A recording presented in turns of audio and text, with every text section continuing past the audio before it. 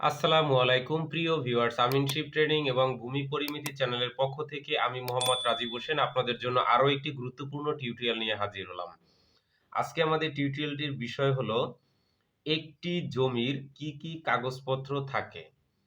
আমরা যারা জমি ক্রয় করি বা পৈতৃক সূত্রে যে সম্পত্তি পাই, আসলে আমরা জানি না যে একটি জমির কি কি কাগজপত্র থাকে। আসলে যে বিষয়টি খুবই গুরুত্বপূর্ণ। ভূমি সংক্রান্ত বিষয়গুলো এমনই একটি জটিল বিষয়। যদি আপনি বুঝেন সেক্ষেত্রে খুবই সহজ, এবং না বুঝে থাকলে অনেক কঠিন। সেক্ষেত্রে এই সমস্যাগুলো অনেক বড় ধরনের সৃষ্টি হয় এবং এটি হচ্ছে লং টাইম দীর্ঘায়িত হয়।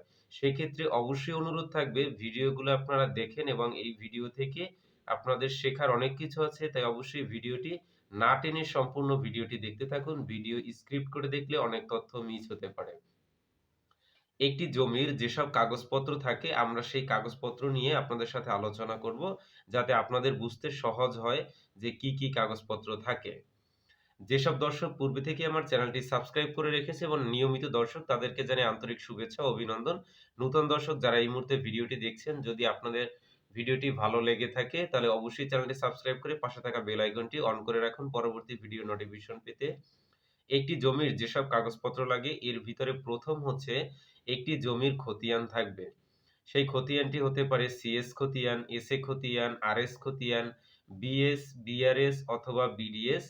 যেটা হচ্ছে বিডিএসটি হলো এখন বাংলাদেশের এই সময়ে যে জরিপটি চলতেছে ড্রোন ক্যামেরার মাধ্যমে ডিজিটাল সার্ভে। বিডিএস মানে হচ্ছে বাংলাদেশ ডিজিটাল সার্ভে। দ্বিতীয় নম্বরে হচ্ছে দলিল। দলিল একটি জমির মালিকানা প্রকাশ করে যে এই জমিটির মালিক কে। এরপর হচ্ছে বায়া দলিল। বায়া দলিল এই শব্দটি আমাদের কাছে খুবই একটি হঠাৎ মনে হচ্ছে বা এরকম শোনা হয়নি, নূতনত্ব একটি শব্দ। সেক্ষেত্রে আমরা কনফিউজড হয়ে যাই যে আসলে বায়া দলিল কি। বায়া দলিল নিয়ে আমি পরে একটি ভিডিও করব। এখন আপনারা বায়া দলিল সম্পর্কে কিছু ধারণা দিয়ে দেই।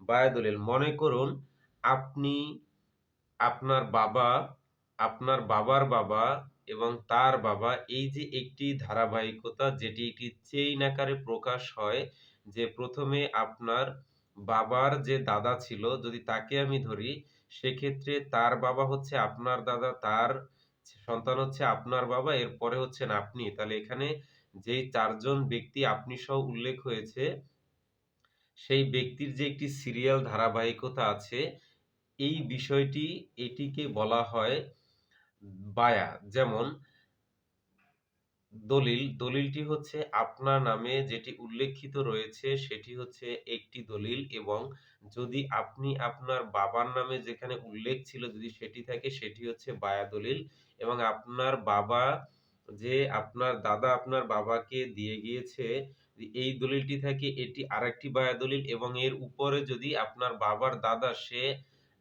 তাকে দিয়ে গেছে যদি এমনটা, সেটি আরো একটি বায়া দলিল। এই যে চেইন অফ রুলস যেটি, এটি হচ্ছে মূলত বায়া দলিল। তাহলে দলিল কিংবা বায়া দলিল।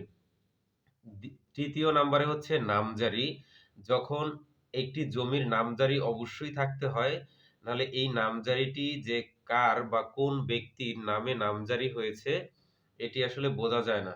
নামজারিটি হচ্ছে সংক্ষেপে বলতে গেলে এরকমটি বোঝা যায় যে পূর্বে একজনের নামে যে সম্পত্তি ছিল, আপনি যখন সেই সম্পত্তি ক্রয় করেছেন, পূর্বের মালিকের নাম সরকারি খাতা থেকে কর্তন করে আপনার নামে অন্তর্ভুক্ত করাকেই আমরা নামজারি বলে থাকি। এটি হচ্ছে নামজারি। সেক্ষেত্রে অবশ্যই আপনাকে যে আপনার যে দলিল বা যে জমি সেটির একটি নামজারি থাকতে হবে। চতুর্থত হচ্ছে খাজনা। খাজনা হচ্ছে আপনি যে সরকারকে ট্যাক্স দিচ্ছেন, ভূমি ট্যাক্স, আপনার যেই ভূমি আছে সেই ট্যাক্স দিচ্ছেন, সেই ট্যাক্স যে রসিদ আমরা বলে থাকি, সেই খাজনা রসিদ। পঞ্চমত হচ্ছে ওয়ারিশ সনদ।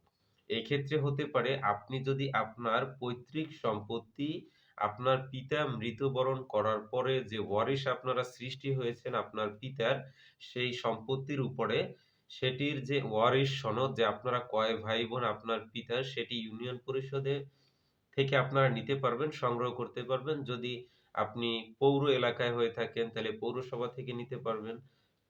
ওয়ারিশ সনদ অবশ্যই থাকতে হবে।